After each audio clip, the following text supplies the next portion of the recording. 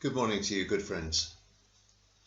The television channel Gold has held a competition to come up with the best Christmas cracker jokes for 2020. Here are two of the winners. Why couldn't Mary and Joseph join their work conference call? Because there was no Zoom in the inn.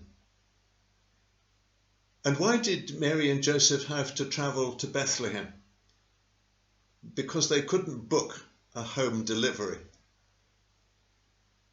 Now, according to the media, this Christmas has been dominated by three main considerations.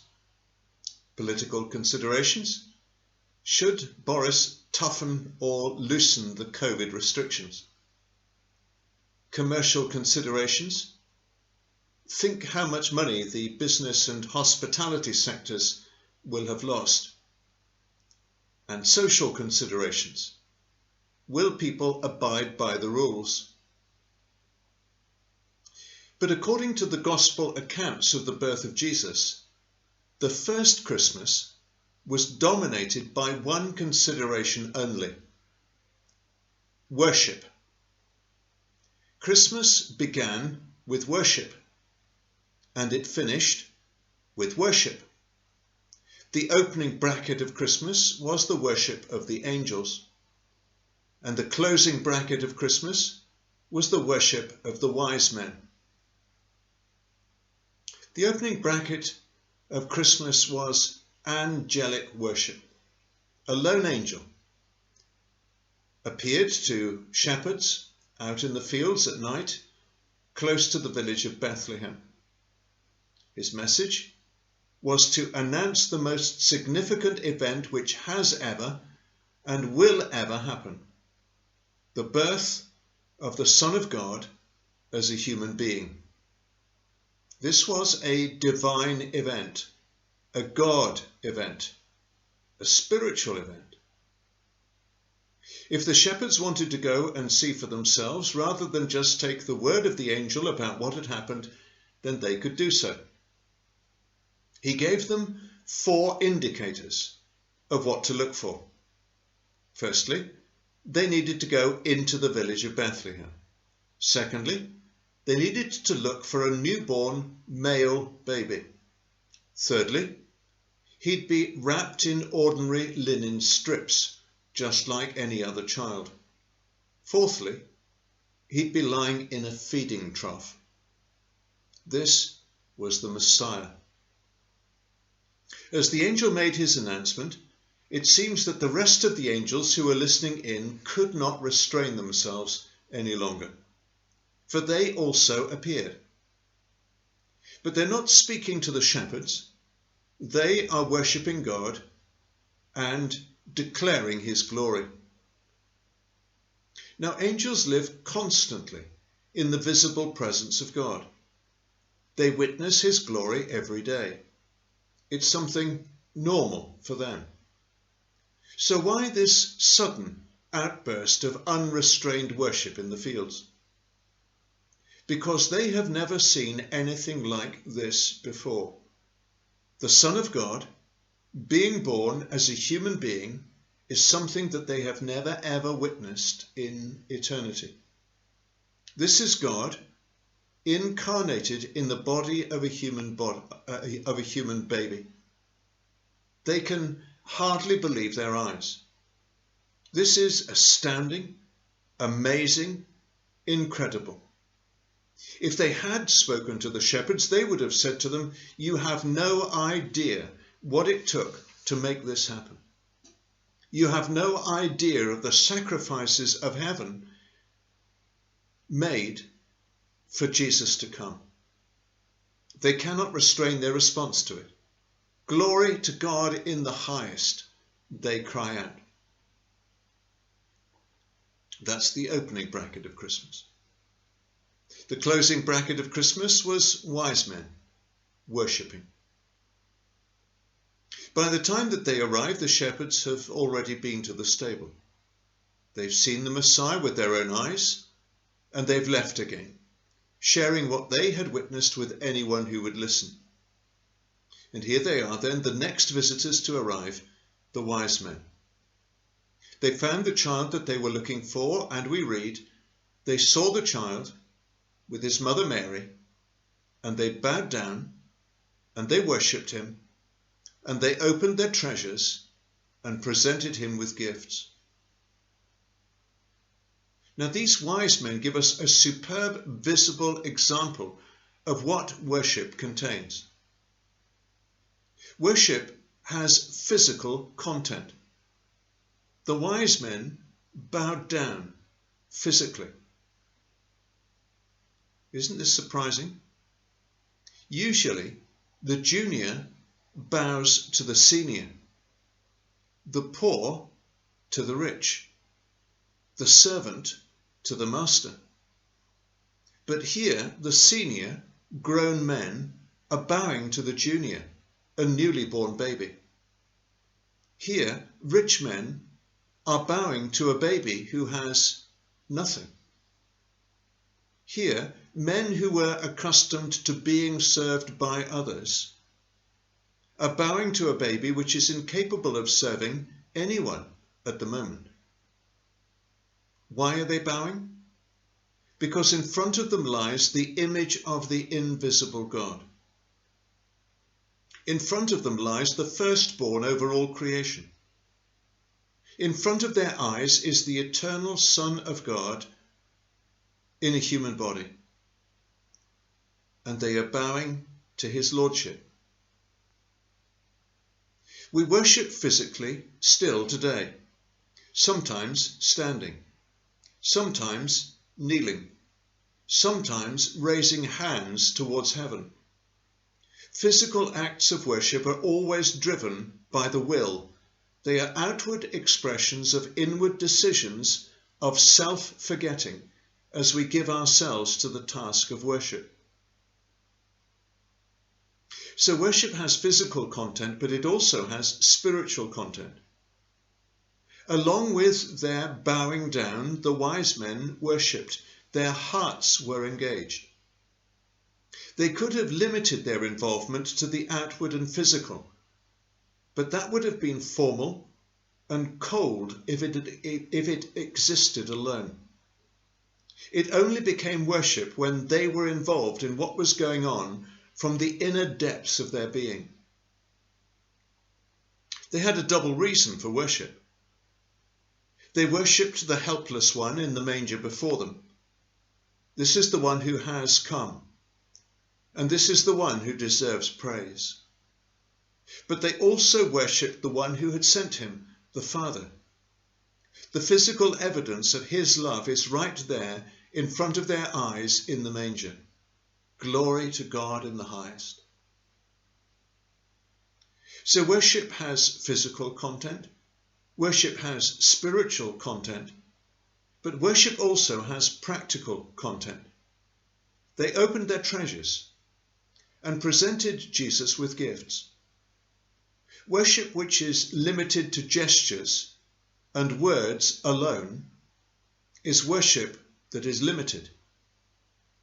These men dug deep into their bags and brought out thoughtful, pre-planned, costly gifts. These were practical, usable, material gifts. They would not have known what lay immediately ahead of Jesus and his family, but within a short time they became refugees from King Herod and had to run for their lives to Egypt. How would they pay for that journey? How would they live? What the wise men had given them would have been sufficient for them until Joseph was in a position to earn a living once again. Everyone was on the move during the first Christmas. People had been told to return to their place of birth in order to register for future taxation. The roads were busy in every direction. There's going to be quite a contrast to that in the UK over this Christmas period. Much less travelling around. There's going to be far less flurry of activity for us as we obey the COVID restrictions. But perhaps that's a good thing for us. with fewer distractions and less stress, we can stick to the core values of Christmas and maybe have the best spiritual Christmas that we ever have had, offering worship, which is physical, which is spiritual, and which is practical and material. But before we conclude, let me give you some reasons why worship can be considered as a means of grace. That's a theme that we've been following for a number of weeks now. Worship as one of the means by which God gets through to us. You see, worship is good for God. That's a strange statement, isn't it? Surely God doesn't need the worship of human beings. He's complete within himself. He has the worship of the angelic created beings who we've already heard about. If he wants it, then he also has the silent worship of the created world. For all day long the universe declares the glory of God just by its very existence. Yet none of these things can compare with worship that comes from the human heart. Neither the angelic host nor the world of nature can now increase the glory of God. That is something which only human beings are capable of doing. The worship coming from the angels is now static because they're not reproducing themselves. The worship that comes from the world of nature also is static. The heavens declare the glory of God, yes they do, but that declaration doesn't increase with the passing of the years. But when one person chooses to worship God with the will from the heart, that increases the glory of God. It magnifies the glory of God by one person.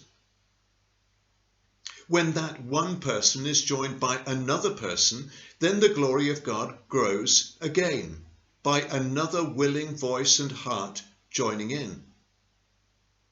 Mary got it right when she declared, "My soul doth magnify the Lord." I am making God greater and bigger by my worship. What a thing that you and I are able to add to the glory of God. Our worship, the worship that we give to him, is something that God cannot have unless we choose to give it. And he's looking around this world for people like us, volitional, free beings, choosing to worship him. This is the comment of Jesus. He said, true worshippers will worship the Father in spirit and in truth, for they are the kind of worshippers the Father seeks. That's why God made us. We've been created for worship. So worship is good for God, but worship is good for us also. All of us from time to time will have had those wonderful moments when we feel totally and completely fulfilled.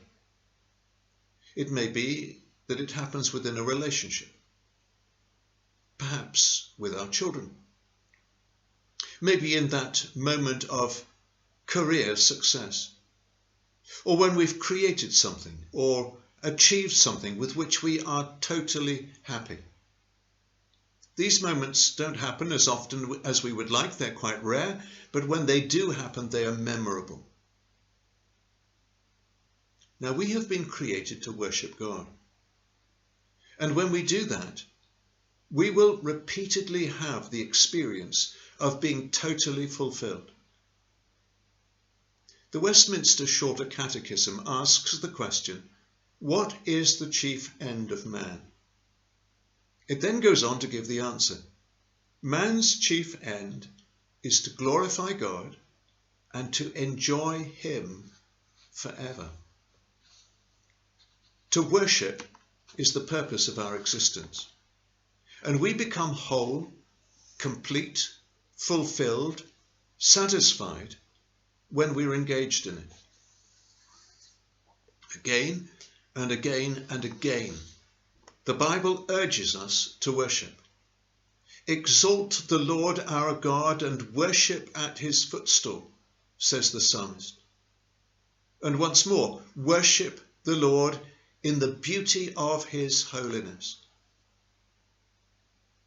John Ortberg, a Christian leader and author from the United States, writes like this: "We are to worship God not because his ego needs it, but because without worship our experience and enjoyment of God are not complete.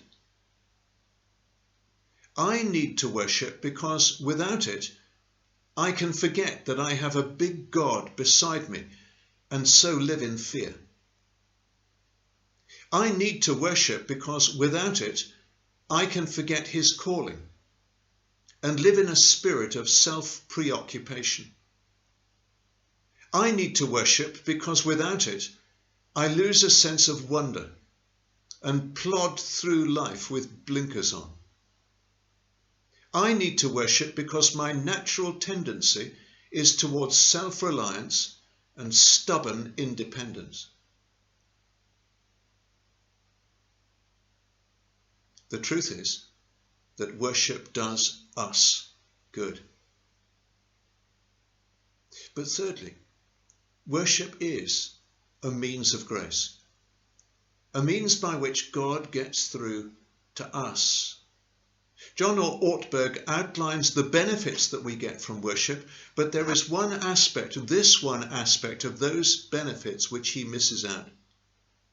That as we open ourselves to the Lord, as we are focused upon him in worship, that is the very moment at which we become open and vulnerable to the voice of God's Spirit, where he is able to get through to us, maybe with some new revelation of himself, some insight which we had missed before, something that we had forgotten, some emphasis that he reinforces inside of us, some fresh voice from his Spirit directing us or reassuring us. It happens again and again in the scriptures. Isaiah, he's worshipping, he becomes aware of the depth of his personal sinfulness. Ezekiel has a vision of God and ends up prostrate on the ground. Paul is worshipping and experiences a call to become a cross-cultural missionary. John has a vision of the Lord and, like Ezekiel, is prostrate on the ground as one dead, he says. Worship opens doors which previously have remained shut. That's not to say then that we should use worship as a mechanism to unlock doors, but it is a truth that worship does have that effect. God can get through to us more easily as we worship. Oh, worship the Lord in the beauty of holiness. Bow down before him. His glory proclaim, with gold of obedience and incense of lowliness, kneel and adore him. The Lord is his name. God bless you this Christmas time.